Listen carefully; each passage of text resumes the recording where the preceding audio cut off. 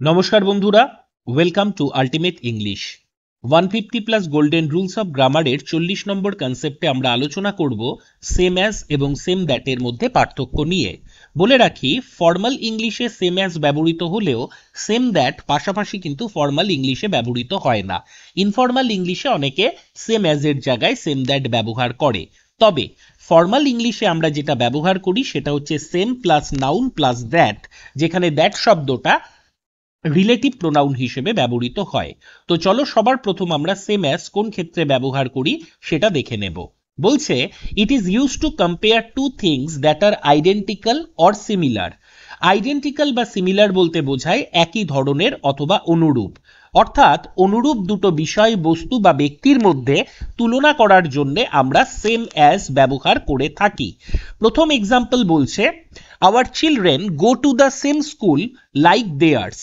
সবার প্রথম যেটা ঠিক করতে হবে, সেমের সাথে আমরা কোনো সময় লাইক ব্যবহার করব না, তার পরিবর্তে অ্যাজ ব্যবহার করব।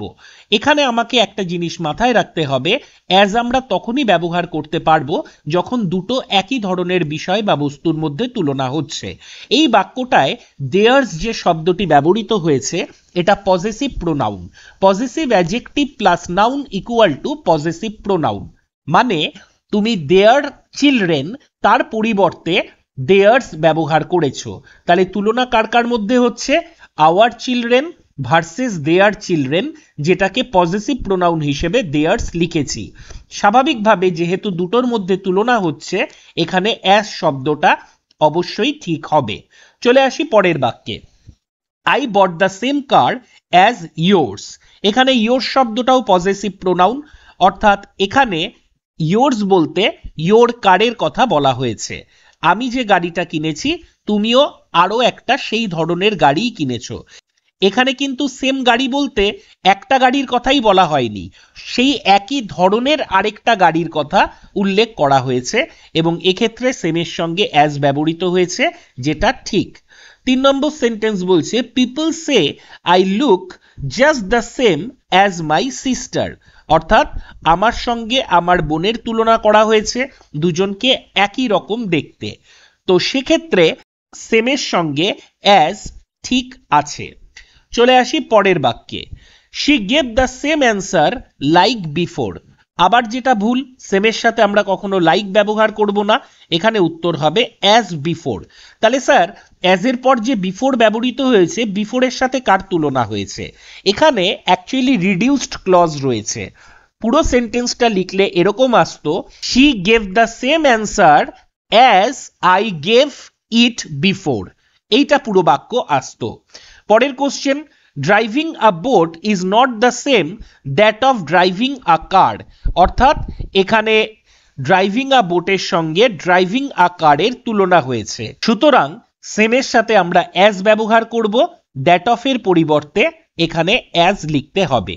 পরের question, I want my Son two wire the same clothes as everyone else at the school. অর্থাৎ স্কুলের প্রত্যেকটা বাচ্চা যে ধরনের পোশাক পরেছে, আমি চাইছি আমার ছেলেও সেই ধরনের পোশাক পরুক। অর্থাৎ তুলনা করা হয়েছে নিজের ছেলের সঙ্গে অন্যান্য বাচ্চাদের। তো সেক্ষেত্রে সেমের সাথে অ্যাজ একেবারে অ্যাপ্রোপ্রিয়েট ইউজ। এবার আমরা চলে আসব সেম দ্যাটের ব্যবহারে।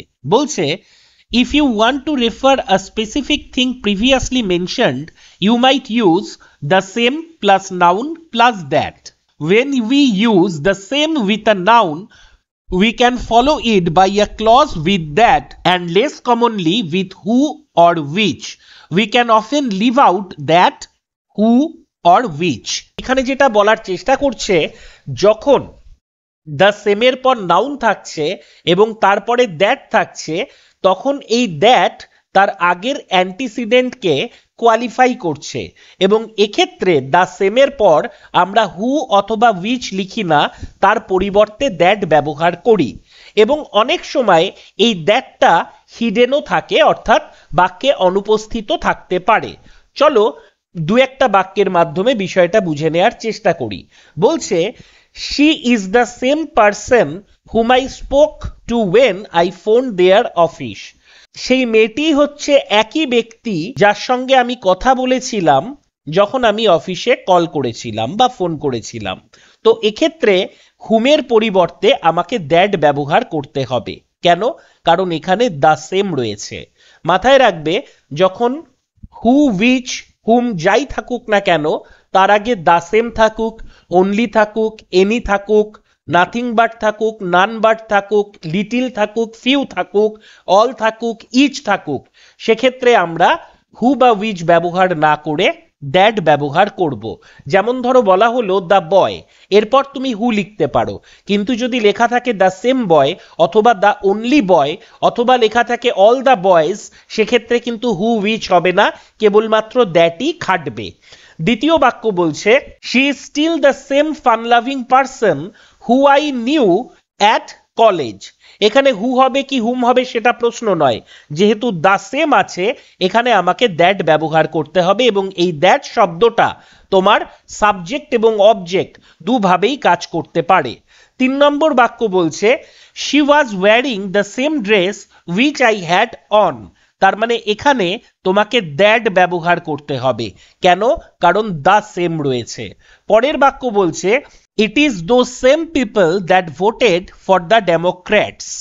এখানে ডেমোক্র্যাটস একটা দলের নাম, এবং রাজনৈতিক দলের নামের আগে আর্টিকেল দা ব্যবহৃত হয়, এবং এখানে খেয়াল করে দেখো যেহেতু দ্য সেম রয়েছে তাই জন্য এখানে দ্যাট ব্যবহৃত হয়েছে। এই সেন্টেন্সটায় কোনো এরর নেই। She wore the same dress that she wore to the party last year. এখানে দেখো দ্য সেম আছে, তার সাথে দ্যাট আছে, কোনো ভুল নেই।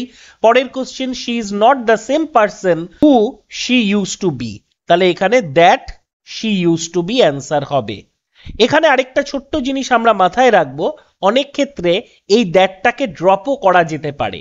যেমন প্রথম বাক্যে আমি ইদার লিখবো she is the same person that I spoke to when I phone their office, অথবা আমি এটাও লিখতে পারি she is the same person I spoke to when I phone their office.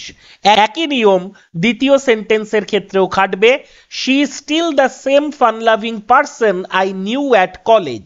তার মানে কিন্তু এমনটা নয় যে সব ক্ষেত্রেই দ্যাট ড্রপ করা যাবে। তাহলে কোন ক্ষেত্রে দ্যাট ড্রপ করা যাবে আর কোন ক্ষেত্রে করা যাবে না সেটা নিয়ে আমি পরবর্তীকালে একটা সেপারেট ভিডিও বানাবো।